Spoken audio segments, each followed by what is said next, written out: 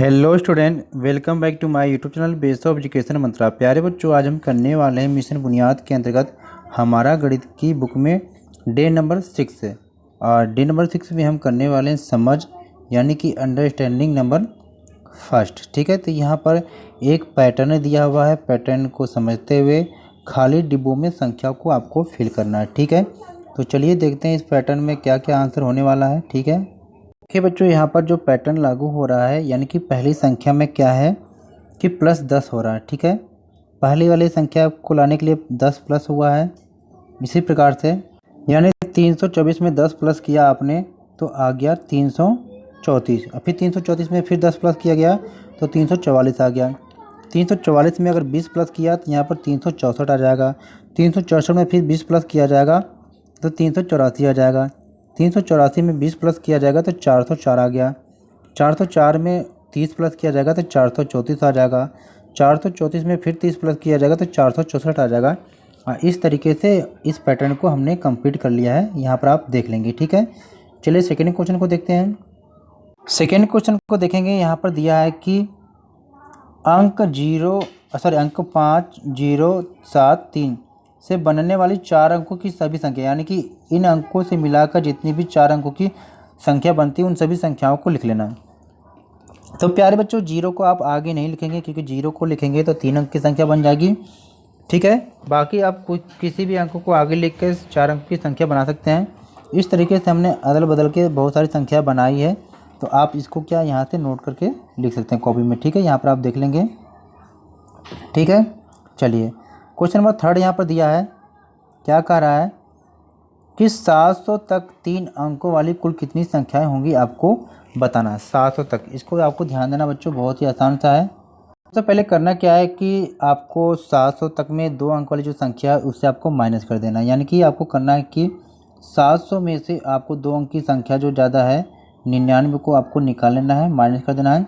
इस प्रकार से आपको कितना आ जाएगा 106 यानी कि 601 आ जाएगा। तो यहाँ पर आप लिख लेंगे। ठीक है, चलिए क्वेश्चन नंबर 4 है कि 7000 के ठीक पहले वाली संख्या क्या होगी। तो आपको करना क्या है, बहुत ही सिंपल है प्यारे बच्चों की। 7000 में से आपको क्या कर लेना है, 1 को माइनस कर लेना। तो 7000 में से जब 1 माइनस करते हैं तो 6999 यहाँ पर आ जाएगा। ठीक है, तो ये आपको यहाँ पर नोट कर लेना है दूसरे वाले में। ठीक है, क्वेश्चन नंबर 4 में आगे देखते हैं।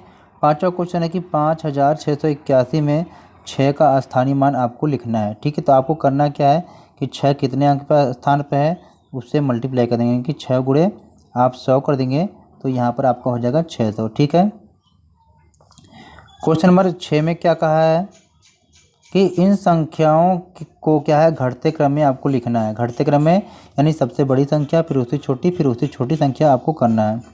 तो यहाँ पर सबसे बड़ी संख्या जब आप देखोगे तो 9 से शुरू हो रही है, तो ये हो जाएगा पहले नंबर पे। दूसरे नंबर पे आपका संख्या हो जाएगा ये वाला हो जाएगा। तीसरे नंबर पे आपका हो जाएगा ये 6709 वाला। चौथे नंबर पे हो जाएगा 3800 हो जाएगा।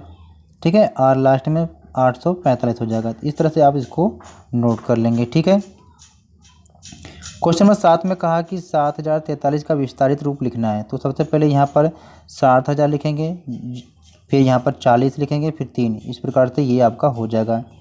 क्वेश्चन 8 कहा है कि अंक 7065 से बनने वाली सबसे छोटी संख्या को लिखना है। बच्चों आपको ध्यान देना है कि इसमें ये नहीं कहा है कि 3 अंकों की छोटी संख्या लिखो या 4 अंकों की सबसे छोटी संख्या लिखो।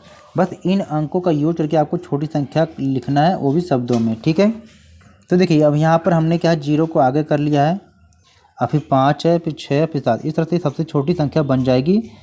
बहुत सारे लोगों को आपने देखा होगा कि पहले 5 लिख दिए, फिर 0 लिख दिए, फिर 6, फिर 7। तो प्यारे बच्चों ये 4 अंकों की हो जाएगी, लेकिन यहाँ पर अंक की बात नहीं हुई, केवल यही कहा गया कि सबसे छोटी संख्या को लिखना है। ठीक है, तो आप यहाँ पर लिखेंगे 0567 यानी कि 567। ठीक है, 567। ठीक है, बहुत अच्छा। क्वेश्चन नंबर 9 यहाँ पर कहा गया आपसे कि 6835 में अगर इकाई और सैकड़े के अंकों को आपस में अदल बदल दिया जाए तो पुरानी और नई संख्या में कितना अंतर होगा। देखिए यह है आपका 6835। इसमें क्या कहा है कि इकाई और दहाई। देखिए ये इकाई हो गया 5, दाई हो गया 3, इनकी संख्या को अदल बदल दें। ठीक है, सॉरी बच्चों, यहाँ पर कहा है कि इकाई और सैकड़े की संख्या को बदलना है। ठीक है, ये इकाई है, ये सैकड़ा। ठीक है, इस प्रकार से हो जाएगा 6538 हो जाएगा। तो जब अदलने बदलने के बाद जब माइनस करेंगे तो संख्या निकल के मिल जाएगी 297। तो इसका आंसर हो जाएगा 297। ठीक है, क्वेश्चन नंबर 10 में कहा है कि कथन के अनुसार सही और गलत का चिन्ह आपको लगाना है। पहले में कहा है कि सभी प्राकृतिक संख्याएं एक पूर्ण संख्या भी हैं, तो ये बिल्कुल सही है। सारी प्राकृतिक जो संख्याएं होती हैं वो पूर्ण संख्या भी होती है, तो यहाँ पर टिक लगाएंगे सही का। ठीक है, सेकेंड कह रहा है कि सभी पूर्ण संख्याएं एक प्राकृतिक संख्या भी है। ठीक है, तो ये कोई ज़रूरी नहीं है, तो ये आपका गलत हो जाएगा, क्योंकि जो 0 होता है, ठीक है, यह क्या होता है, ये पूर्ण संख्या होती है लेकिन एक प्राकृतिक संख्या नहीं होती है। ठीक है, तीसरा है कि कोई भी सम संख्या अभाज्य संख्या नहीं होती है। ठीक है, तो ये भी गलत है, कोई ज़रूरी नहीं है। देखिए 2 क्या होता है, यह सम संख्या, लेकिन यह क्या एक अभाज्य संख्या होती है, तो यहाँ पर यह गलत हो जाएगा। ठीक है, 4 को देखते हैं कि सभी प्राकृतिक संख्याएं एक